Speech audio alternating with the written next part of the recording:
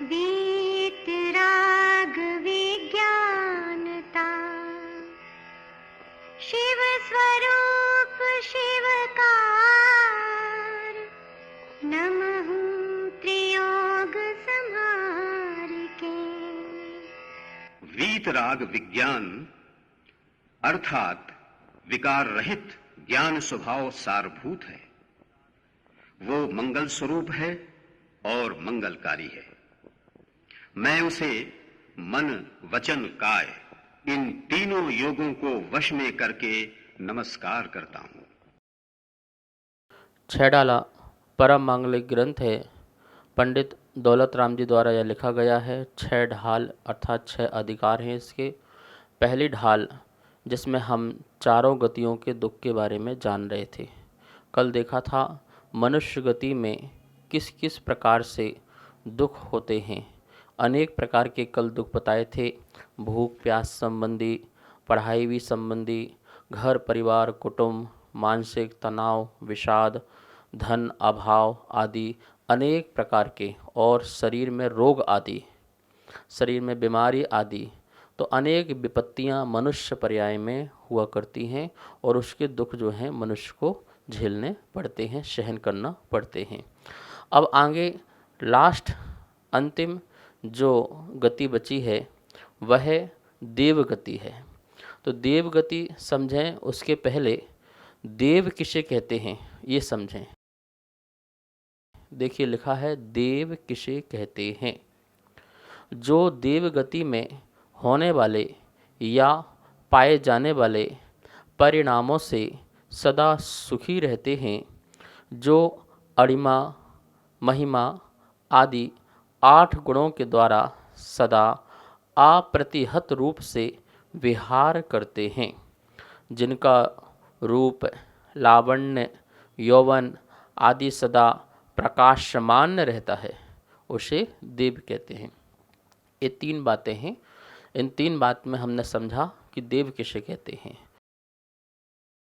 देखिए विशेष पुण्यशाली होते हैं, क्योंकि मनुष्य पर्याय से देव गति में जो इंद्रिय सुख हैं वो ज़्यादा हैं और वहाँ के परिणाम जो हैं सदा सुखी रूप हैं, दुखी रूप परिणाम नहीं हैं।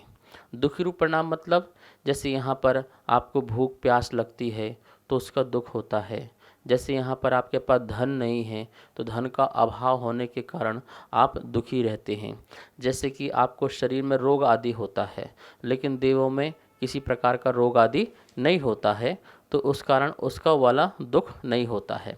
जैसे आपके यहाँ पर अभी समाज परिवार इसका बड़ा दुख होता है। आपका परिवार होता है ना, वहाँ परिवारवाद नहीं होता, वहाँ बच्चे नहीं होते हैं कि बच्चे हों तो बच्चों की पढ़ाई का ध्यान रखना पड़ेगा, उनका करियर बनाना पड़ेगा, उनके लिए अच्छा सोचना पड़ेगा, उनको इकट्ठा करके जाना पड़ेगा, उनके लिए घर मकान दुकान, उनके लिए सुख दुख ये सब।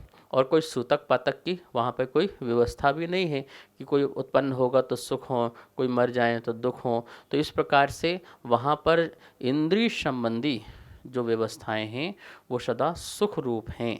इसलिए वह देव पर्याय जो है मनुष्य पर्याय से भी श्रेष्ठ पर्याय है। लेकिन श्रेष्ठ पर्याय मनुष्य ही है, ये ध्यान रखना, संयम की अपेक्षा। लेकिन इंद्रिय सुख की अपेक्षा जो है वो देव पर्याय। वहाँ पर अणिमा गरिमा महिमा लघिमा आदि जो हैं अष्ट रिद्धियाँ हैं वो देवों को प्राप्त होती है। वो छोटा शरीर, बड़ा शरीर और भारी शरीर अनेक प्रकार से वो विक्रिया कर सकते हैं। वो पृथक और अपृथक दोनों प्रकार की विक्रियाएं कर सकते हैं।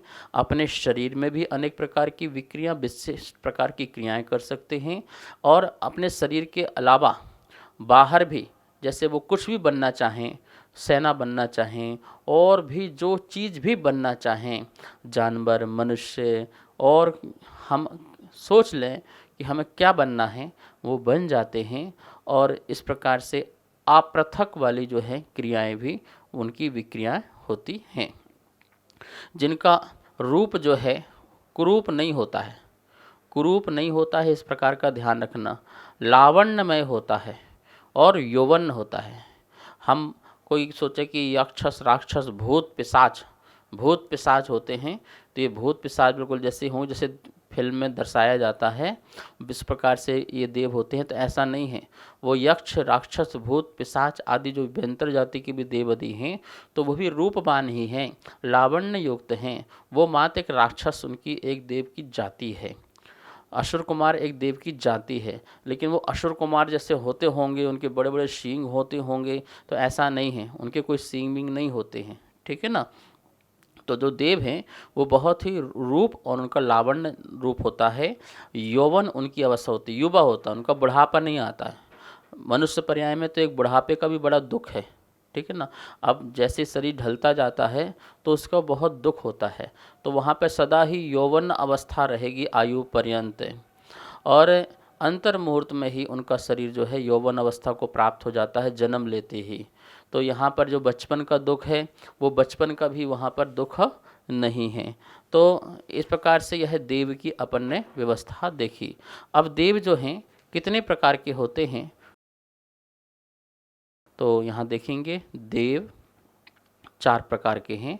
भवनवासी, वैंतर, ज्योतिषी, वैमानिक।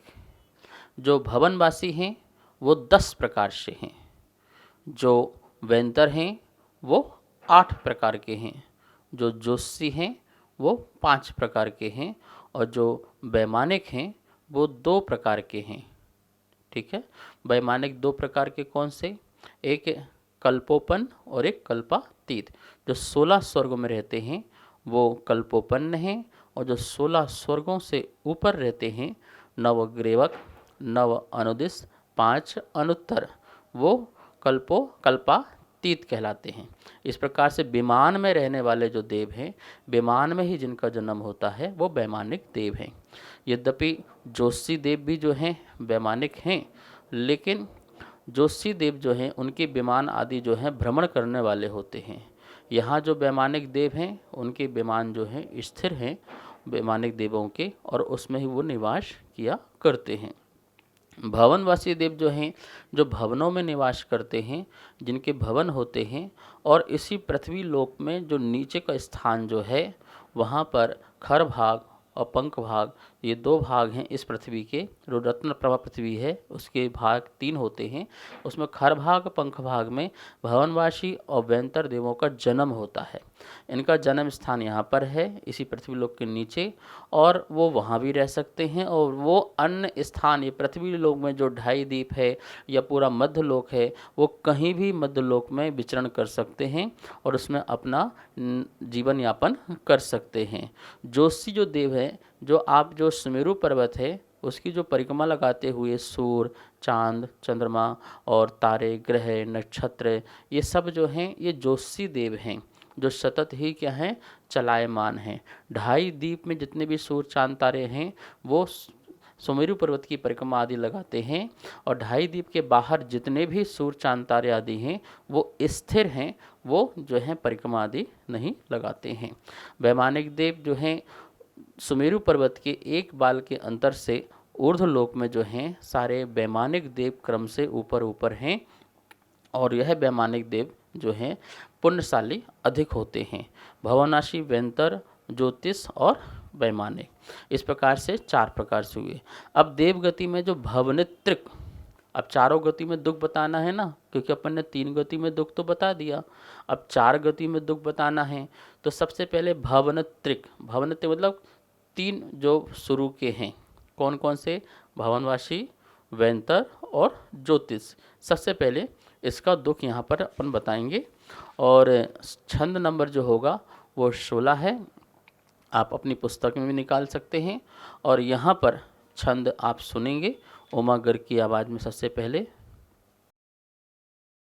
कभी अकाम निर्जरा करे, भवनात्रिक में सुरतन धरे, विषय चाह दावानल दयो, मरत विलाप करत दुख सहो। बहुत सुंदर छंद है, और इसमें भवनित्रिक में कैसे जन्म होता है उसके बारे में यहाँ बताया है, और वहाँ के दुख के बारे में।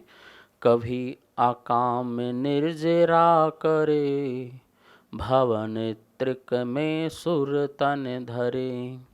विषय चाहे दावानल दहो, मरत विलाप करत दुख सहो। ये छंद है। अब इस छंद का एक एक शब्द का अर्थ देखिए। कभी कभी अकाम निर्जरा करे, अकाम निर्जरा करी। भवन त्रिक, भवन त्रिक मतलब भवनवासी, वेंतर और जोशी में। सुर तन, सुर, सुर मतलब देव और तन मतलब देह, देव की देह मतलब पर्याय। देव पर्याय में धरे, धारण की। इसने आकाम निजरा करके भवन त्रिक में मतलब भवनवासी, बेंतर और ज्योतिष की देव पर्याय में इसने जन्म लिया, अर्थात उस पर्याय को धारण की। और वहाँ विषय चाह, विषय चाह जो 5 इंद्रियों की विषयों की, चाह मतलब इच्छा रूपी दावानल, भयंकर अग्नि। दावानल जो होती है जंगल में लगने वाली जो अग्नि होती है वो दावानल अग्नि होती है, और जो समुद्र आदि में अग्नि लगती है वो बड़वानल अग्नि होती है। तो दावानल जो भयंकर जंगल में लगी जैसे आग। तो विषय चाह 5 इंद्रियों के विषयों की इच्छा रूपी दावानल भयंकर अग्नि में दहो, जलता रहा, जलता रहा। और मरत, मरते समय, मरत मरते समय विलाप, विलाप रो रो करके करते, विलाप करत रो रो करके दुख सहो, दुखों को सहन किया। इस प्रकार से इस छंद के माध्यम से पंडित जी ने यहाँ बताया कि यह जो जीव है मनुष्यादि पर्याय में, त्रिंच आदि पंचेंद्रीय पर्याय में, संगी अवस्था में, यह अकाम निर्जरा। अकाम निर्जरा मतलब कि त्याग तो किया, पर त्याग कैसे किया? मजबूरी में, इच्छा नहीं थी पर त्याग कर दिया। जैसे मान लो कि आपको डायबिटीज़ हो गई, आपको शुगर की बीमारी हो गई, अब डॉक्टर ने कहा कि आपको मीठा नहीं खाना है, तो चलो मीठा का त्याग। अब आपने मीठा का त्याग कर दिया, अब मीठा नहीं खा रहे हैं, तो आपने उस संबंधी कुछ सहन तो किया, लेकिन वो क्या है, इच्छा तो है खाने की, खाने की इच्छा है, भावना है, लेकिन क्या करें, बीमारी हो जाएगी, तो हमने त्याग कर दिया। तो कुछ वस्तु प्राप्त ना हो और हमें उसको त्याग कर दें, उसको हम सहन करें, तो वो है अकाम निर्जरा कहलाती है। आकाम मतलब बिना काम की निर्जरा, जिससे पाप की निर्जरा तो होगी और उससे आपका पुण्य का बंध भी होगा, ध्यान रखना। क्योंकि उस समय आप पंचेंद्रिय विशेष संबंधी जो है भोग नहीं रहे हैं, तो उस समय जो भी आपका परिणाम रहा तो वो मंद कसाय का परिणाम तो रहा, और उस मंद कसाय के परिणाम से आपको देवगति आदि का बंध होगा, और देवगति में भवनवासी, बेंतर और ज्योतिष देवों का बंध हो जाएगा, और वहाँ पर बंद हो जाने पर देव पर्याय को प्राप्त हो जाएंगे। पर वहाँ विषय चाहे, विषय चाहे क्यों? क्योंकि आपको जो उच्च कोटि के जो विषय मिलना चाहिए वो भी नहीं मिलेंगे। जैसे जितना समृद्धि होना चाहिए उतनी समृद्धि नहीं मिला, जितनी रिद्धियों में ताकत होना चाहिए उतनी बड़ी ताकत वाली रिद्धि नहीं मिली, क्योंकि कहाँ वैमानिक जाति के देवों में उसमें तो कुछ ज़्यादा ही है ना, और यहाँ पर क्या है, कम कम है। तो इस प्रकार से वो विषय चाहे, विषयों की चाहे रूपी भयंकर अग्नि में वह क्या होता रहा, दहो, दहन होता रहा, जलता रहा। जलता रहा मतलब कोई अग्नि से जलने वाली बात यहाँ नहीं कह रहे हैं, मतलब उस विषयों के बारे में सोचता रहा, ठीक है, मानसिक रूप से। देवों में दुख है तो वो मानसिक दुख है। कौन सा दुख है? शरीरगत दुख नहीं है, क्षेत्रगत दुख नहीं है, आगुंतुक कोई दुख नहीं है, कहीं दुख है तो वहाँ पर मानसिक दुख है। मानसिक पीड़ा सबसे बड़ी पीड़ा कहलाती है। व्यक्ति के पास सब कुछ साधन हो और पर मन में शांति ना हो तो क्या होगा, वो बहुत दुखी हो जाएगा। देखिए आपके यहाँ घर भी है, परिवार भी है, बच्चे हैं, शरीर सब ठीक है, सब कुछ बाहरी व्यवस्था सब कुछ ठीक है, लेकिन मन में कहीं ना कहीं टेंशन है और अशांति है, विषाद है, तो वो सब कुछ होते हुए भी सब बेकार कहलाता है, फिर उसका सुख नहीं मिलता उसको। तो देवों में भी जो है इस प्रकार से मानसिक जो पीड़ा है वो हुआ करती है और वह मानसिक पीड़ा से वह बहुत दुखी होता है। और मरते समय क्या होता है, देवों में एक व्यवस्था है, जब उनका आयु कर्म क्षय होता है तो 6 महीने पहले ही उनके गले में डली हुई जो माला है वो मुरझा जाती है। जैसे आप फूलों की माला पहनते हैं तो कुछ दिन बाद क्या हो जाती है, 1-2 दिन में मुरझा जाती है।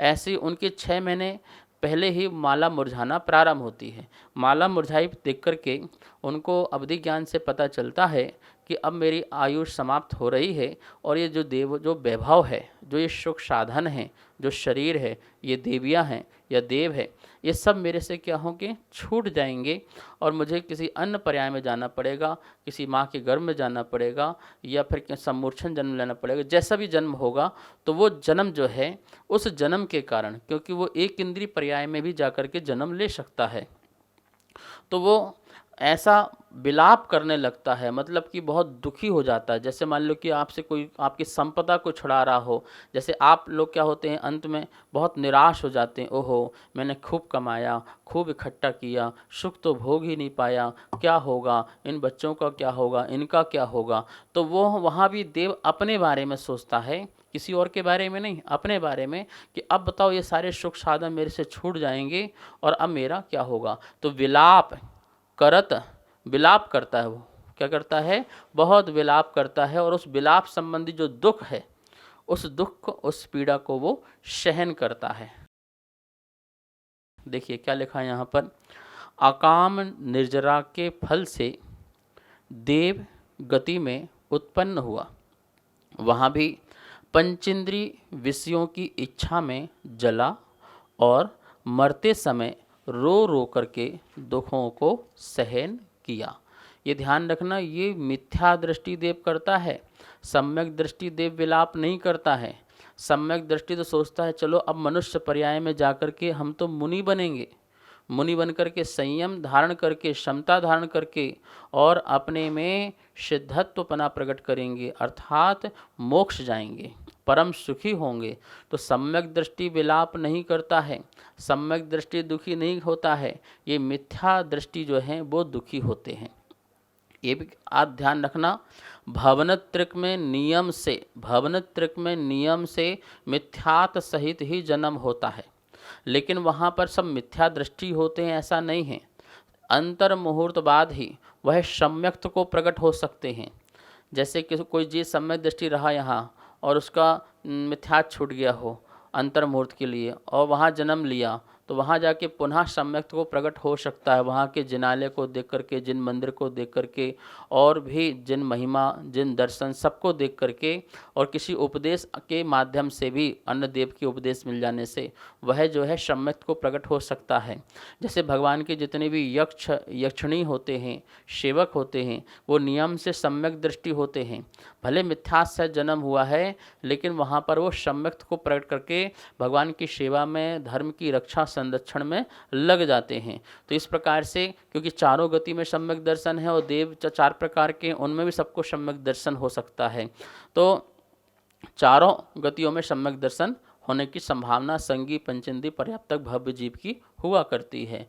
तो भवनत्रिक में जो जन्म लिए हैं वो मिथ्या सहित पर सम्यक को प्रकट करके अपना कल्याण कर सकते हैं, क्योंकि समोषण में जाते हैं ना, भवनवासी भी जाते हैं, वैंतर भी जाते हैं, जोशी देव भी जाते हैं, वैमानिक देव भी जाते हैं, चारों गति के देव जाते हैं और सबसे ज़्यादा कोटा उन्हीं के हैं, भवनवासी के देव और देवियाँ के 2 कोटे, वैंतर के देव और देवी के 2 कोटे, जोशी देव के देव और देवी के 2 कोटे और वैमानिक देव के देव और देवी के 2 कोटे, मतलब जो 8 कोठे जो हैं वो देव देवियों के हैं और उन्हें सम्यक दृष्टि ही प्रवेश करता है और सम्यक दर्शन वहाँ धारण करते हैं।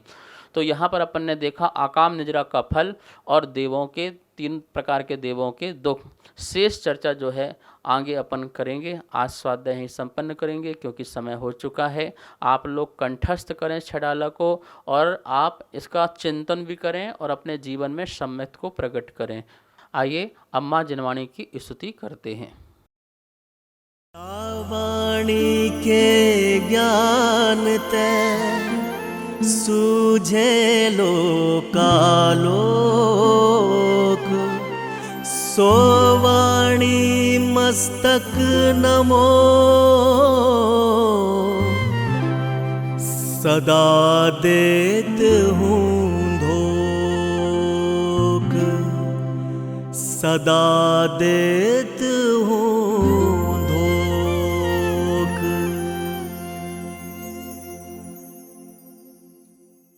इस कार्यक्रम के पुण्यार्जक थे श्री खंडेलवाल दिगंबर जैन मंदिर, राजा बाजार, कनॉट प्लेस, नई दिल्ली एवं श्री खंडेलवाल दिगंबर जैन मंदिर, वैदवाड़ा, दिल्ली।